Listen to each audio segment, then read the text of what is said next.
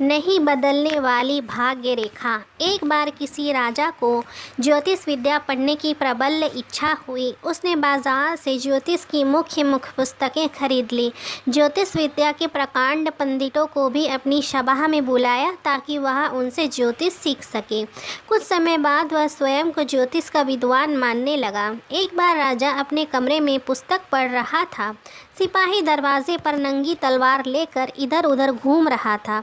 यह सिपाही लंगड़ा था। राजा ने सिपाही की पैरों की आवाज़ सुनी। राजा ने मन में विचार किया, क्यों न इस बेचारे का हाथ देख लूं। राजा ने शीघ्र ही अपने कमरे में बुलाया। महाराज की जय हो, यह कहते हुए सिपाही ने कमरे में प्रवेश किया। राजा ने कहा, तुम्हारा क्या नाम है? सिपाही ने कहा, मेरा नाम बलवंत है। मैं तुम्हारा हाथ देखना चाहता हूँ, हाथ दिखाओ। ऐसा आदेश मिलने पर बलवंत ने अपने हाथ फैला दिए। राजा ने अच्छी तरह उसका हाथ देखकर मन में विचार किया, यह कभी धनवान नहीं हो सकता। इसके हाथ में धन की रेखा नहीं है। मैं इसको धनवान क्यों ना बना दूँ। राजा चाहे तो निर्धन के भाग्य को भी बदल सकता है।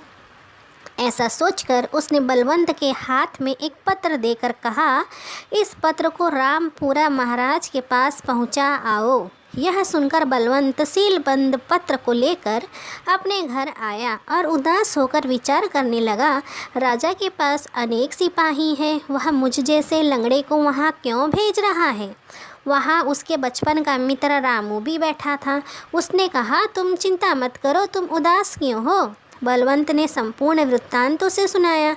रामू ने कहा, ठहरो, मैं इस पत्र को राजा के पास पहुंचाऊंगा। रामू ने शीघ्र ही हाथ पैर धोए, वस्त्र पहने और पत्र को लेकर रामपुरा की ओर चल पड़ा। पत्र देखकर पढ़कर राजा ने सिर से पैर तक नौकर को देखा तथा आदर पूर्वक प्रेम से पकवान खिलाए। मन में शंकित होकर रामू ने बड़ी मुश्किल से राजा से पूछा, इस पत्र में क्या लिखा हुआ है जिससे आप मेरा सत्कार कर रहे हैं। राजा ने कहा, आप स्वयं पत्र को पढ़िए। रामू ने पत्र पढ़ा। पत्र में लिखा था, अपनी कन्या से इसका विवाह कर देना, मैं इसे अपने राज्य का 6वां हिस्सा दूंगा। राजा ने प्रसन्न होकर विवाह का प्रबंध किया।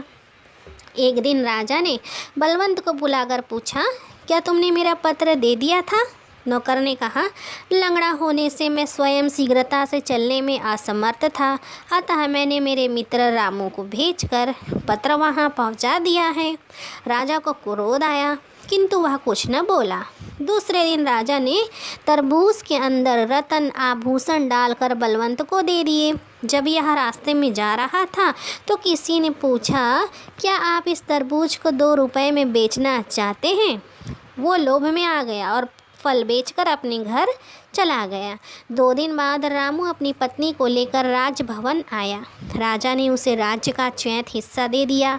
जिसके हाथ में तरबूज बेचा था उसने भी विशाल भवन बना लिया था। बलवंत ने विचार किया, यह सब मेरी मूर्खता का फल है, क्योंकि मैंने राजा की भावना को नहीं समझा। यदि राजा मुझे फिर मौका देगा तो इसका पूरा लाभ उठाऊंगा। कुछ दिनों बाद राजा ने बलवंत को बुलाकर कहा, यह पत्र सेनापति को दे आओ। बलवंत प्रसन्न होता हुआ सेनापति के पास आया। उसने विचार किया कि इस पत्र में कोई लाभदायक संदेश होगा, किंतु उसका अनुमान झूठा निकला। पत्र पढ़ते ही सेनापति ने बलवंत को जेल में डाल दिया जाए और इसकी संपत्ति भी जब्त कर ली जाए का आदेश दे दिया। मनुष्य की भाग्य की रेखा नहीं बदली जा सकती है दोस्तों। जो कुछ भी परिवर्तन है वह ईश्वर के अधीन है, ना कि मनुष्य की। उम्मीद करती हूँ कहानी आपको पसंद आई होगी। कहानी को लाइक एंड शेयर कर दीजिएगा। मेरे चैनल पे नए हैं तो सब्सक्राइब करना ना भूलिएगा। धन्यवाद।